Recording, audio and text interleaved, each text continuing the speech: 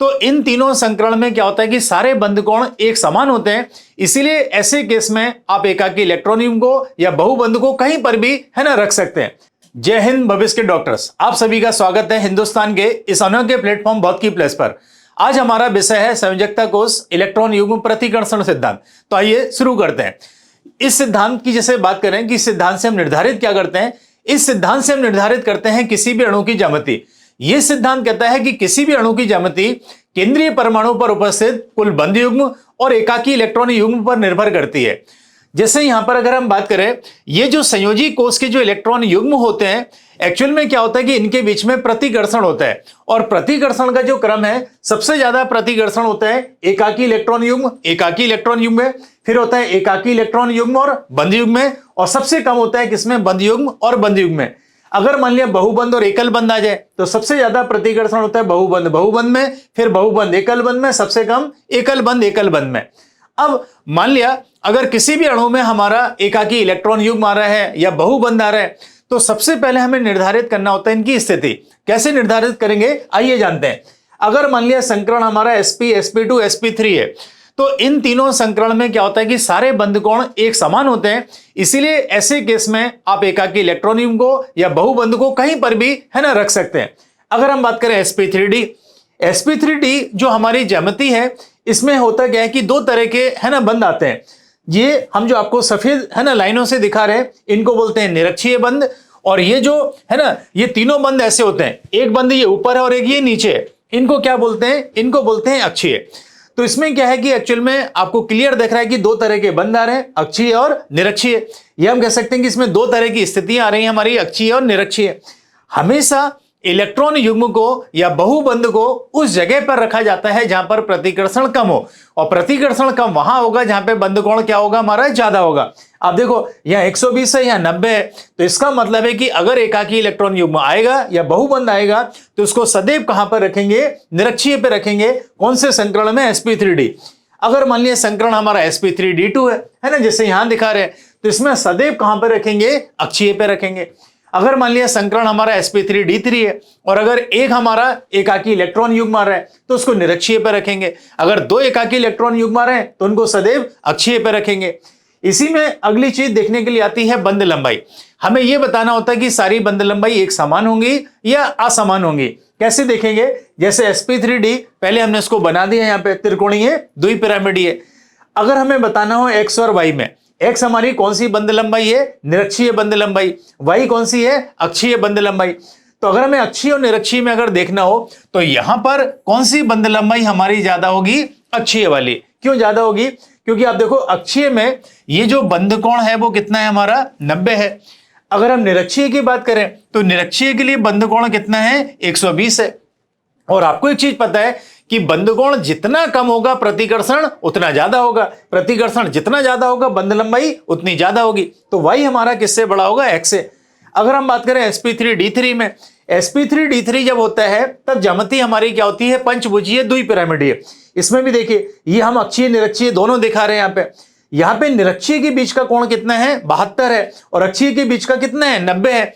यहाँ उल्टा आंसर होगा, यहाँ पे निरक्षीय वाली बंध लंबाई किससे ज्यादा होती है, हमारी अक्षीय से ज्यादा। क्यों ज्यादा, क्योंकि निरक्षीय में बंध कोण 72 का है जबकि अक्षीय में बंध कोण 90 का है, और हम कह रहे हैं कि बंध कोण कम होगा तो प्रतिकर्षण ज्यादा होगा, इसीलिए आंसर देखो यहाँ पर उल्टा आ गया। तो ये हम बात कर रहे थे इसमें बंध लंबाई की। इसी में एक और चीज देखने के लिए आती है, हमें देखने के लिए आता है ऑक्सीजन के साथ पाई बंध, कि ऑक्सीजन जो पाई बंध बनाएगा वो कौन सा होगा, पी पाई होगा या पी पाई डी पाई होगा। कैसे देखेंगे, देखिए ऑक्सीजन आपको पता है दूसरे आवर्त का तत्व है, और दूसरे आवर्त का है तो ऑक्सीजन तो हमेशा पाई बंध बनाने के लिए अपने पी कक्षक को प्रयुक्त करेगा। अब हमें यह देखना है कि केंद्रीय परमाणु अपने कौन से कक्षक को प्रयुक्त करेगा, पी को या डी को।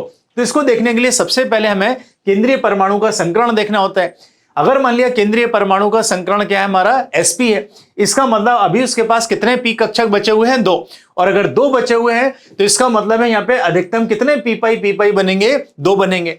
अगर मान लिया केंद्रीय परमाणु का संकरण sp2 है तो कितना पी कक्षक बचा हुआ है, 1। तो केंद्रीय परमाणु केवल एक क्या बना सकता है, पी पाई। और अगर इसके अलावा अन्य अगर पाई आएंगे तो सारे क्या बनेंगे, पी पाई डी पाई बनेंगे। अगर मान लिया केंद्रीय परमाणु का संकरण sp3, sp3d, sp3d2 है, अब आप देखो तीनों p खत्म हो गए, और अगर तीनों p खत्म हो गए तो केंद्रीय परमाणु को कौन सा कक्षा का प्रयुक्त करना पड़ेगा, d। तो ऐसे केस में केवल कौन सा पाई आएगा हमारा, p पाई d पाई आएगा। इसी में देखने के लिए आता है कि अणु समतलीय है या असमतलीय। तो कैसे देखेंगे, अगर मान लिया हमारा आ गया V आकृति, T आकृति, रेखीय, और जिनके नाम में ही समतलीय आ जाए, त्रिकोणीय समतलीय है ना, वर्ग समतलीय, पंचभुजीय समतलीय, ये सारे समतलीय होंगे, और इनको छोड़ दें तो बाकी सारे के सारे कैसे होंगे, हमारे असमतलीय होंगे। इसी में जैसे अगर हम सवाल देखें, ये नीट 2021 का सवाल है ना, इसमें हमारे ये मैचिंग दिया था, हमें इनको मैच कराना है। कैसे मैच कराएंगे, देखिए जैसे सबसे पहला हमें यहाँ पे उदाहरण क्या दे रखा है, PCl5। हमें बताना है कि PCl5 की आकृति कैसी होगी।